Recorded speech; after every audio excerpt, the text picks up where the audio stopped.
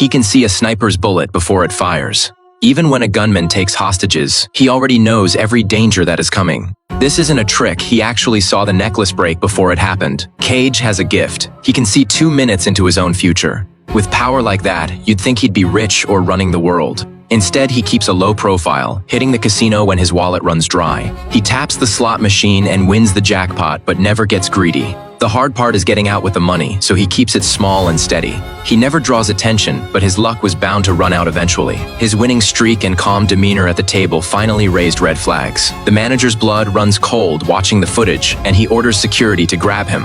Back in the main hall, Cage sees it coming. He stubs out his cigarette and cashes his chips. He is about to slip out when fate throws him a curveball in the middle of the floor. A gunman appears in normal time, he'll fire, and people will get hurt. But in Cage's mind, the next 2 minutes have already played out like a film. So he makes a split-second choice. He tackles the gunman before the trigger gets pulled. It should have been heroic, but the guards only see Cage attacking an innocent bystander. Combined with the manager's alert, he is suddenly public enemy number 1 in the casino. 20 guards pour in from every hallway, boxing him into what looks like a trap. What happens next is one of the best escape sequences ever filmed. Cage bends down, pretending to blow his nose, and the first guard walks right past. At the corner, he lights a cigarette, ties his shoe. The second guard lunges at empty air. He leans back against a slot machine, and the third guard rushes past without looking. His body forms a perfect blind spot between 2 machines as the guard runs by. He checks his watch, adjusts his angle, turns right into the hallway. The timing is perfect. He brushes shoulders with the 5th guard, who doesn't even notice the target beside him. In the control room, the supervisor is losing his mind while Cage strolls into the restroom. He ditches his jacket, grabs an old man's hat from the counter, and puts it on. Coming out, he pretends to use the vending machine as the last 2 guards sprint past. They have no idea the man they're hunting is standing right in front of them. Cage tosses the hat, slides into a luxury car, and roars off into the night. But it is not over. 2 police cruisers lock onto him within 10 minutes. They stick to him like glue, and while he is focused on losing them, a new danger appears. The vision flashes. A freight train is barreling toward the crossing up ahead. So he makes an insane call. He floors it, and the speedometer hits 120. His car clears the tracks by milliseconds. The train cuts off the cops, and Cage finally lets out a shaky breath. That kind of courage, choosing to live by risking death, is more impressive than the gift itself. But Cage knows trouble will find him whether he hides or not, like FBI agent Callie. She has been watching him for months after a magic show tipped her off, and now the casino footage confirms it. She tracks him down and gets straight to the point. She needs his help. Terrorists have a nuclear bomb hidden somewhere in the country.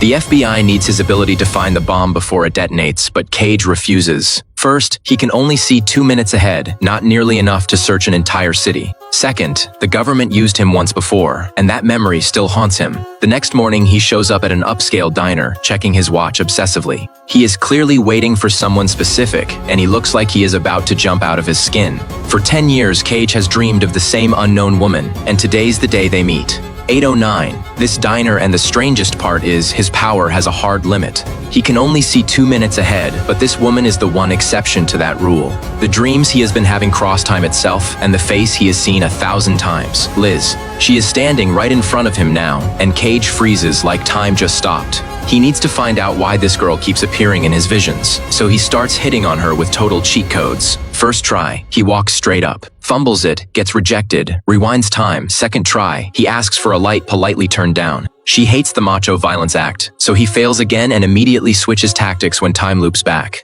When the suit throws a punch this time, Cage doesn't dodge. He takes the hit square in the face, and Liz sees him get hurt for her. She chases off her ex, gives Cage a warm smile, and gently cleans up his wound. Cage gets her name and shamelessly talks his way into her car while the moment's good. She is the key to his future, and Cage didn't expect her to drive all the way to an Indian reservation. Twice a week like clockwork, she teaches the kids there, and by the waterfall surrounded by children, Liz looks radiant. To make her smile, Cage stops hiding his gift and does a magic trick for the birthday boy, making a stone disappear. The tension peaks at a roadside motel in the rain, but behind the romance, cold surveillance cameras are watching. FBI agent Callie hasn't given up. She brings a fully armed tactical team and surrounds the motel completely. They wait until Liz steps out for breakfast. They flash their badges and show her edited security footage of Cage pulling a gun in the casino. The FBI hands her clear pills and orders her to slip them into Cage's drink to knock him out so they can capture him. To make sure the nuke detonates on schedule, they send elite killers to eliminate Cage as a threat. When she drops the pills into his juice, Cage wraps his arms around her from behind. That hug shatters her resolve. She can't go through with drugging the man who loves her. Liz breaks down and tells him the FBI's plan. Cage goes quiet. He doesn't blame her. He just turns on the TV. Liz's eyes go wide. No matter how impossible it seems, everything happening proves he is telling the truth. To keep the girl he loves out of danger, Cage slips her a mysterious note and tells her to follow it in exactly 45 seconds. In the surveillance van, Callie realizes the plan's blown and orders the breach. Cage bolts from the room like a panther. He sprints down the mountain trail, following his vision's path, when suddenly every hair on his body stands up.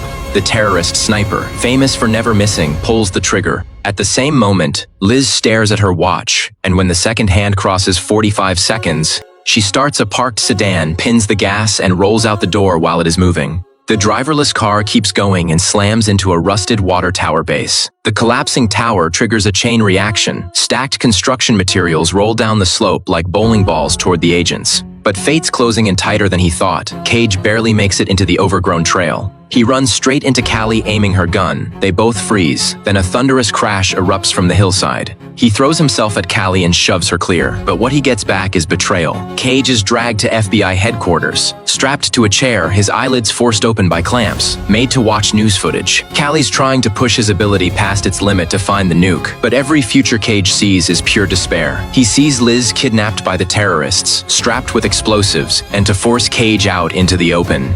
The terrorists detonate Liz in front of the cameras, watching the woman he loves vaporize, and the blast breaks Cage completely. To save her, he waits for the transport guards to look away, then uses his foresight to take them down. What happens next feels like God mode. Cage cuts a deal with Callie. He'll help the FBI find the nuke, and the FBI helps him rescue Liz in a high-stakes warehouse showdown.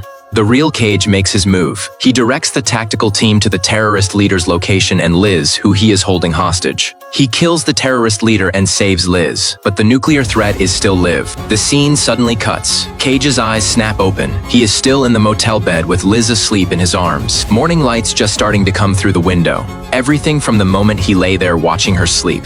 Liz getting threatened by the FBI, the drugging, the escape, the capture, Liz dying in the explosion, the warehouse battle, the nuke crisis. All of it was a future he foresaw, because when Liz entered his life, his power evolved. He is no longer limited to 2 minutes ahead. He just witnessed hours of tragedy, maybe longer, and now he understands. If he stays with Liz, she gets pulled into this nightmare and ends up dead. Outside the door, Callie's sitting in her car watching. Cage finds her and volunteers to cooperate, but only if they leave Liz out of it. Cage climbs into the FBI vehicle and drives away.